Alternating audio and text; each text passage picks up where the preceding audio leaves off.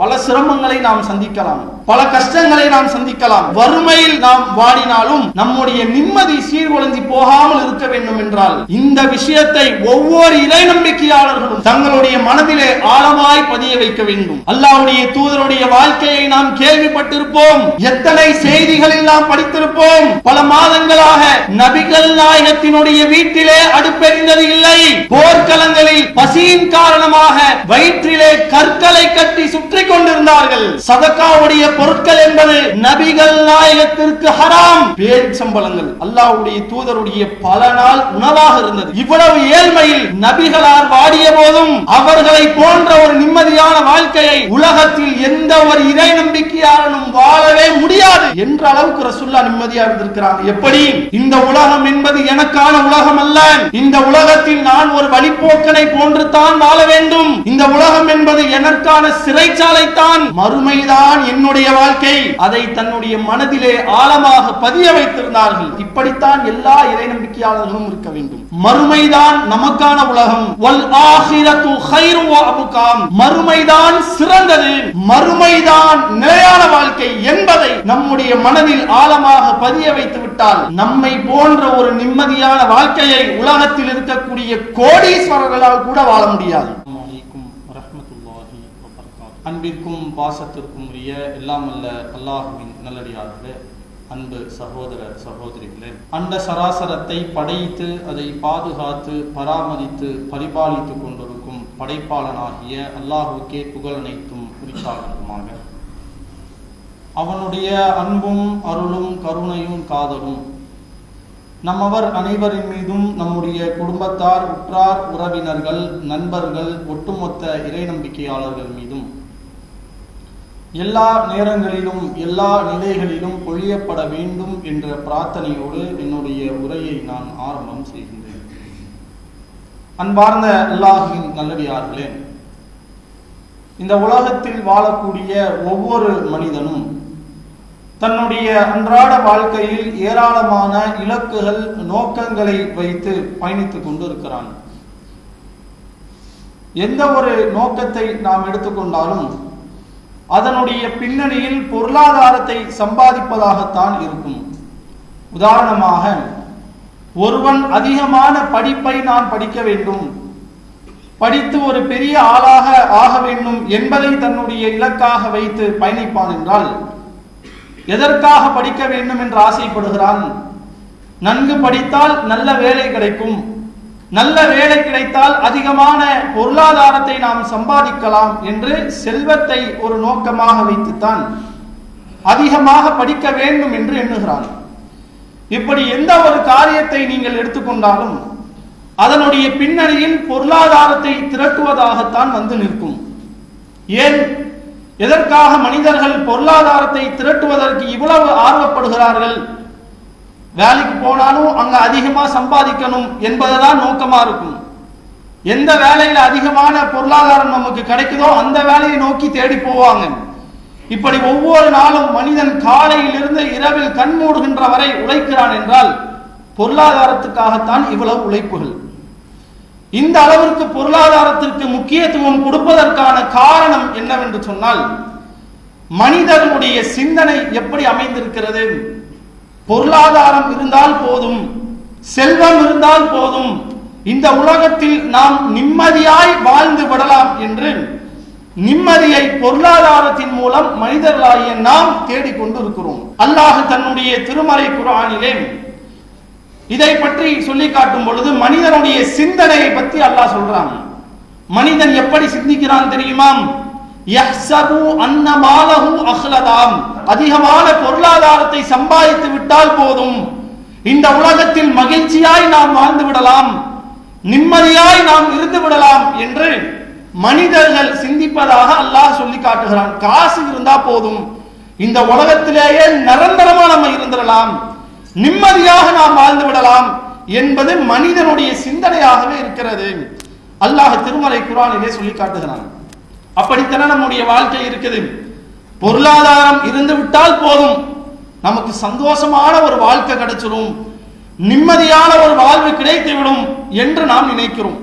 அதனால் அளவே இல்லாமல் பொருளாதாரத்தை நாம் நேசிக்கிறோம். இறைவன் மற்றொரு இடத்திலே சொல்லி காட்டும் பொழுது வதுஹிப்பூனல் மால ஹுப்பன் ஜம்மாம், மிக கடுமையாக வல்லவா நீங்கள் செல்வத்தை நேசிக்கிறீர்கள். அல்லாஹ் பயன்படுத்துற வார்த்தையை பாருங்க, ரொம்ப கடுமையாக நீங்க பொருளாதாரத்தை நேசிக்கிறீங்க. அல்லாஹ் நம்மை பார்த்து பேசுகிறான். உங்களுடைய நேசத்திற்கு ஒரு அளவே இல்லாமல் சென்று கொண்டிருக்கிறது. அந்த அளவிற்கு நீங்கள் பொருளாதாரத்தை நேசிக்கிறீர்களே, உலகத்தில் இருக்கக்கூடிய செல்வத்தை நேசிக்கிறீர்களே என்று அல்லாஹ் தன்னுடைய திருமறை குர்ஆனிலே சொல்லி காட்டுவதை நாம் பார்க்கிறோம்.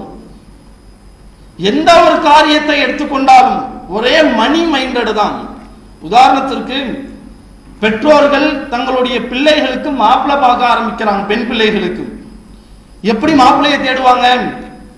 நிறைய சம்பாதிக்கிற மாப்பிள்ளையா இருக்கணும், ஒரு சொந்த வீடு இருக்கிற மாப்பிள்ளையா இருக்கணும், நிறைய படிச்சிருக்கிற மாப்பிள்ளையா இருக்கணும், என் பிள்ளைய வச்சு நல்லா காப்பாத்துற, அவளுக்கு தேவையானது எல்லாம் வாங்கி தர ஒரு மாப்பிள்ளையா இருக்கணும் என்று பொருளாதாரத்தை தான் முதன்மைப்படுத்துவார்களே தவிர மாப்பிள்ளை இடத்துல மார்க்கம் இருக்கிறதாம், வணக்கசாலியாக அவர் இருக்கிறாராம், கரெக்டா தொழுகிறாராம், மார்க்கத்தில் செய்ய வேண்டிய நற்காரியங்களுக்கு அவர் அதிகம் ஈடுபாடு காட்டுகிறாராம் என்று மார்க்கத்தை யாராவது முதன்மைப்படுத்துகிறார்களாம்?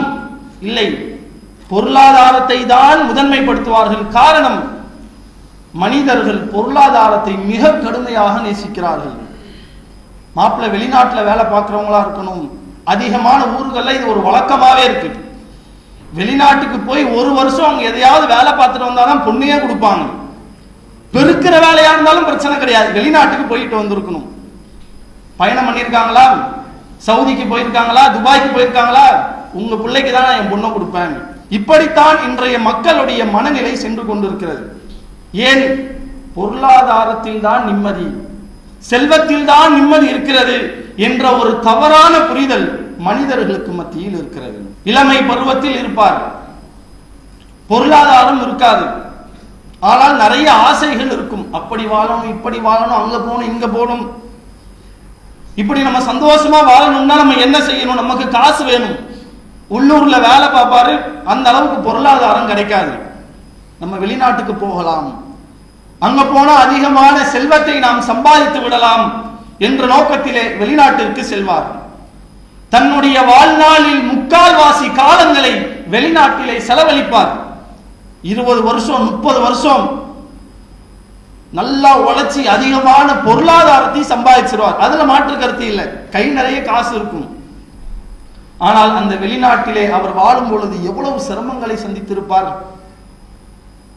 அவங்களுடைய வாப்பா மரணிச்சிருப்பாங்க, வாப்பாவுடைய மரணத்திற்கு கூட வர முடியாத சூழல் ஏற்படும். என்ன பெத்தெடுத்த என் வாப்பாவுக்கு ஜனாசா தொழுவ கூட என்னால வைக்க முடியலையே, கவலை. அவர் மரணிக்கின்ற வரை அவருக்கு அந்த கவலை இருக்கும். வேலை பார்த்து கொண்டிருக்கும் பொழுது அவங்களுடைய தாயார் மரணித்திருக்கலாம்.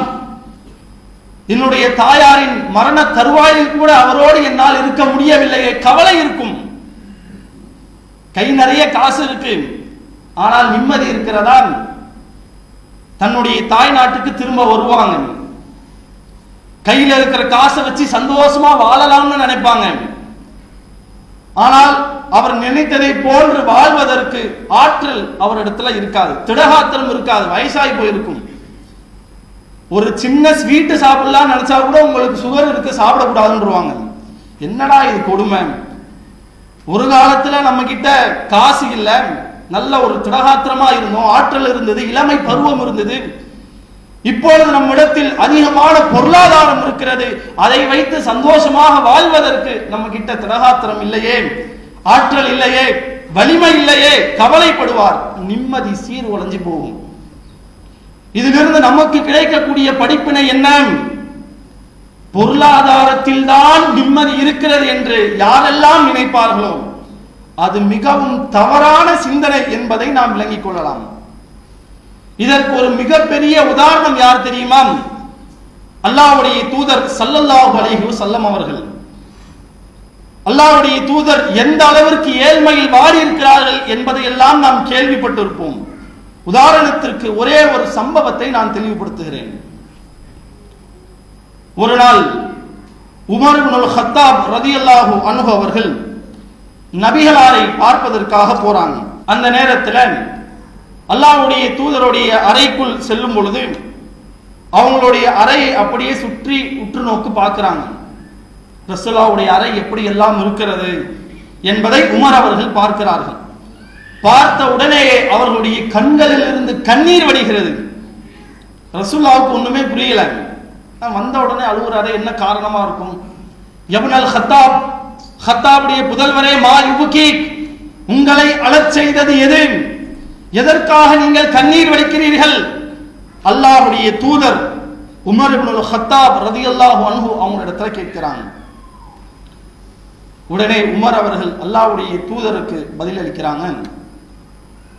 அல்லாஹ்வுடைய தூதரே, நான் எப்படி உங்களுடைய நிலையை பார்த்து கண்ணீர் வடிக்காமல் இருப்பேன்? நீங்கள் ஒரு பாயில் சாய்ந்திருக்கிறீர்கள். ஹாதல் ஹசீர் கத் அஸ்ஸர அலா ஜம்பிக், அது உங்களுடைய விலாப்புறத்திலே ஒரு அச்சை ஏற்படுத்தி இருக்கிறது. ஒழுங்கான படுக்கை கூட உங்களிடத்தில் இல்லையே. உங்களுடைய அறையில் நான் பார்க்கும் பொழுது விலை உயர்ந்த பொருட்களாக எதுவுமே என்னுடைய கண்களுக்கு தென்படவில்லையே. கைசர் கிஸ்ரா மன்னர்கள் எல்லாம் ஃபிஸ்திமாரி வல் அன்ஹார், சுகபோகமான ஒரு வாழ்க்கையில் வாழ்கிறார்கள், மாட மாளிகைகளில் இருக்கிறார்கள். அந்த ரசூலுல்லாஹ், நீங்களோ அல்லாஹ்வுடைய தூதர். அது மட்டுமல்லாமல் ஒட்டுமொத்த அரபு மக்களுக்கும் மன்னராய் திகழ்ந்தவர். உங்களுடைய நிலை இப்படி இருக்கிறதே, நான் எப்படி கண்ணீர் வடிக்காமல் இருப்பேன் என்று உமர் அவங்க ரசூலுல்லாஹ்வை பார்த்து சொல்றாங்க. இதை கேட்டவுடன் அல்லாஹ்வுடைய தூதருடைய பதில் எப்படி இருந்தது தெரியுமா? அந்த பதிலில் தான் உலகத்தில் வாழக்கூடிய ஒட்டுமொத்த இறை நம்பிக்கையாளர்களுக்கும் மன நிம்மதி இருக்கிறது. நபிகளார் என்ன பதிலை சொன்னார்கள்? யப்னல் ஹத்தாப், ஹத்தாபுடைய புதல்வரே, அமா தருதா அன் தகூன லனல் ஆகிரா வ லஹுமுத் துன்யான், அவர்களுக்கெல்லாம் இந்த உலக வாழ்வுதான் நம்முடைய வாழ்க்கை, நாளை மறுமைதான் என்பது உனக்கு நிம்மதியை கொடுக்கலையா? அதை நீ புரிந்து கொள்ளவில்லையா? அல்லாஹ்வுடைய தூதர் கேட்கிறார்கள். ஏன்பா கவலைப்படுறான்? எதற்காக கண்ணீர் வடிக்கிறாய்? அவர்களுக்கெல்லாம் இந்த உலகம்தான் வாழ்க்கை, நம்முடைய வாழ்க்கை நாளை மறுமை அல்லவா? அந்த மறுமையில் உள்ள வெற்றிதான் நம்முடைய வாழ்க்கை அல்லவா என்பது உனக்கு நிம்மதியை கொடுக்கலையா? இந்த விஷயத்தை ஒவ்வொரு இறை நம்பிக்கையாளர்களும் தங்களுடைய மனதிலே ஆழமாய் பதிய வைக்க வேண்டும். அல்லாஹ்வுடைய தூதருடைய வாழ்க்கையை நாம் கேள்விப்பட்டிருப்போம், எத்தனை செய்திகளில் நாம் படித்திருப்போம். பல மாதங்களாக நபிகள் நாயகத்தினுடைய வீட்டிலே அடுப்பெரிந்தது இல்லை. போர்க்களங்களில் பசியின் காரணமாக வயிற்றிலே கற்களை கட்டி சுற்றி கொண்டிருந்தார்கள். சதகாவுடைய பொருட்கள் என்பது நபிகள் நாயகத்திற்கு ஹராம், தடை செய்யப்பட்டது. அன்பளிப்பாக யாராவது ஏதாவது உணவுப் பொருட்களை கொடுத்தால்தான் அல்லாஹ்வுடைய தூதர் அதை உண்பார்கள். நம்மளுடைய வாழ்க்கை எடுத்து பாருங்க. ஒரு வாரத்துல 2 நாள் 3 நாள் 4 நாள் வீட்டுல நான்வெஜ் இல்லைன்னா அந்த வாரமே நமக்கு வெறுத்து போயிடும். அதுவும் சாம்பார் ரசம்லாம் கேட்டா என்னடா வீட்டுக்கே வர வேண்டாம் அப்படின்ற சிந்தனை எல்லாம் நமக்கு வந்துடும். ஆனால் 2 மாதங்களுக்கு மேலாக ரசூலுல்லாஹ் வீட்டில் அடுப்பெரிந்ததே இல்லை. எதை சாப்பிட்டிருப்பாங்க? பேரிச்சம்பழங்கள் அல்லாஹ்வுடைய தூதருடைய பல நாள் உணவாக இருந்தது. ரமலான் மாசத்துல தான் நம்ம தொட்டு பார்த்திருப்போம். இஃப்தாருடைய நேரத்தில் பேரிச்சம்பழத்தை உண்டு ஆரம்பிப்பது என்பது ஒரு வழிமுறையாக இருக்கிறது, சுன்னத்தா இருக்குது. அதனால் ரமலானில் நாம் பேரிச்சம்பழத்தை உண்டிருப்போம். அல்லாஹ்வுடைய தூதருக்கு பல நாட்களில் அதுதான் உணவாய் இருந்தது. எவ்வளவு சிரமத்தில் இருந்திருப்பாங்க, எந்த அளவிற்கு கஷ்டப்பட்டு இருப்பார்கள். இவ்வளவு சிரமங்களில் இவ்வளவு ஏழ்மையில் நபிகளார் வாடிய போதும் அல்லாஹ்வுடைய தூதர் நிம்மதியான ஒரு வாழ்வை வாழ்ந்திருக்கிறார்கள். அவர்களை போன்ற ஒரு நிம்மதியான வாழ்க்கையை உலகத்தில் எந்த ஒரு இறை நம்பிக்கையாளனும் வாழவே முடியாது என்ற அளவுக்கு ரசூலுல்லாஹ் நிம்மதியா இருந்திருக்கிறாங்க. எப்படி? ஒரு விஷயத்தை தன்னுடைய ஆழ் மனதிலே ஆழமாய் பதிய வைத்தார்கள். இந்த உலகம் என்பது எனக்கான உலகம் அல்ல. இந்த உலகத்தில் நான் ஒரு வழிப்போக்கனை போன்று தான் வாழ வேண்டும். இந்த உலகம் என்பது எனக்கான சிறைச்சாலைத்தான், மறுமைதான் என்னுடைய வாழ்க்கை. அதை தன்னுடைய மனதிலே ஆழமாக பதிய வைத்திருந்தார்கள். அதனால தான் பலவிதமான சிரமங்கள் அல்லாஹ்வுடைய தூதருக்கு வந்தாலும், பலவிதமான கஷ்டங்களை அல்லாஹ்வுடைய தூதர் சந்தித்தாலும் நபிகள் நாயகத்தால் நிம்மதியான ஒரு வாழ்க்கையை வாழ முடிந்தது. இதைத்தான் நம்முடைய மனதிலும் நாம் ஆழமாக பதிய வைக்க வேண்டும். பல சிரமங்களை நாம் சந்திக்கலாம், பல கஷ்டங்களை நாம் சந்திக்கலாம். எவ்வளவு வறுமையில் நாம் வாடினாலும் நம்முடைய நிம்மதி சீர்குலைந்து போகாமல் இருக்க வேண்டும் என்றால் இந்த ஒரு விஷயத்தை நம்முடைய மனதில் பதிய வைக்கணும். இந்த உலகம் நமக்கான உலகம் அல்ல, மறுமைதான் நமக்கான உலகம். வல் ஆகிரத்து கைரு வ அபுகாம், மறுமைதான் சிறந்தது, மறுமைதான் நிலையான வாழ்க்கை என்பதை நம்முடைய மனதில் ஆழமாக பதிய வைத்து விட்டால் நம்மை போன்ற ஒரு நிம்மதியான வாழ்க்கையை உலகத்தில் இருக்கக்கூடிய கோடீஸ்வரர்களால் கூட வாழ முடியாது. எத்தனையோ கோடிகளுக்கு அதிபதியாக இருக்கலாம், ஆனால் அவர்களிடத்தில் நிம்மதியான ஒரு வாழ்க்கை இருக்குமா என்றால் கேள்விக்குறிதான். ஏதாவது ஒரு நோயினால் பாதிக்கப்பட்டிருப்பார், இல்லது வேற ஏதாவது ஒரு சூழலில் ஒரு சிக்கலில் அவர் மாட்டியிருக்கலாம், அதனால் அவருடைய நிம்மதியே சீர்குலைந்து போகலாம். ஆனால் இறை நம்பிக்கையாளராகிய நாம் எவ்வளவு சோதனைகளை சந்தித்தாலும் நாம் சோதிக்கப்படுவதற்காகத்தான் இந்த உலகத்தில் படைக்கப்பட்டிருக்கிறோம். அதனால் எவ்வளவு கஷ்டங்கள் வந்தாலும் அதை நாம் பொறுத்து கொள்ளத்தான் வேண்டும். அப்படி நாம் இருந்தால் மறுமையில் மகிழ்ச்சியான ஒரு வாழ்க்கையில் நாம் இருக்கலாம் என்பதை நம் மனதிலே பதிய வைப்போமே. ஆனால் நிச்சயமாக இந்த உலகத்தில் நம்மை போன்ற நிம்மதியான ஒரு வாழ்க்கையை யாராலும் வாழ்ந்துவிடவே முடியாது. அந்த வாழ்க்கையை நாம் வாழ வேண்டும் என்றால் மறுமை நம்பிக்கை நம்மிடத்தில் ஆழமாக இருக்க வேண்டும். அல்லாஹ்வுடைய தூதரிடத்தில் இருந்தது, சஹாபாக்களிடம் இருந்தது. சஹாபாக்களும் எவ்வளவு ஏழ்மையில வாடி இருக்கிறாங்க. அபூபக்கர் அவர்கள் கூட பட்டினியா இருந்திருக்கிறாங்க, உமர் இப்னுல் கத்தாப் பட்டினியா இருந்திருக்கிறார்கள்.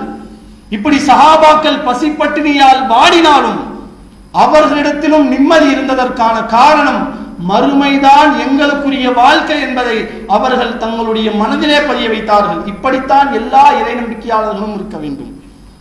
அல்லாஹ்வுடைய தூதர் அவர்கள் சொல்லி காட்டுகிறார்கள், இந்த உலக வாழ்க்கை என்பது சிஜ்னுல் முஃமினீன், இறை நம்பிக்கையாளர்களுக்குரிய ஒரு சிறைச்சாலை தான். ஜெயில போனா நம்ம நினைச்ச மாதிரி இருக்கணும்னு இருக்க முடியுமா? நினைச்ச நேரத்துல தூங்கணும்னாலும் தூங்க முடியாது, நினைச்ச நேரத்துல சாப்பிடணும்னாலும் சாப்பிட முடியாது. அவங்க அதற்குன்னு ஒரு டைம் நேரத்தை வச்சிருப்பாங்க. அந்தந்த நேரங்களில் எந்தெந்த வேலைகளை நாம் செய்ய முடியுமோ அதைத்தான் செய்ய வேண்டும். அதே மாதிரிதான் இந்த உலக வாழ்க்கையும். இந்த உலகத்தில் நாம் எப்படி வாழ வேண்டும், நாம் எப்படி இருக்க வேண்டும் என்பதை அல்லாஹ் நமக்கு சொல்லி இருக்கிறான். அவ்வளவுதான் வித்தியாசம். அல்லாஹ் நமக்கு காட்டி தந்த அடிப்படையில் இந்த உலகத்தில் நாம் வாழ்வோமே ஆனால் நிச்சயமாக ஒரு நிம்மதியான ஒரு வாழ்க்கையை நாம் வாழ முடியும். இந்த உலகத்திலும் நிம்மதியாக நாம் இருக்கலாம், நாளை மறுமையிலும் நிம்மதியாக நாம் இருக்கலாம். அப்படி நாம் இருப்பதற்கு மறுமை நம்பிக்கையை நம்முடைய மனதில் நாம் ஆழமாக பதிய வைக்க வேண்டும். அப்பேற்பட்ட நன்மக்களாக அல்லாஹ் நம் அனைவரையும் ஆக்கி அருள் புரிய வேண்டும் என்ற பிரார்த்தனையோடு என்னுடைய முதல் உரையை நான் நிறைவு செய்தேன். அல்லாஹு அக்பர், அல்லாஹு அக்பர்.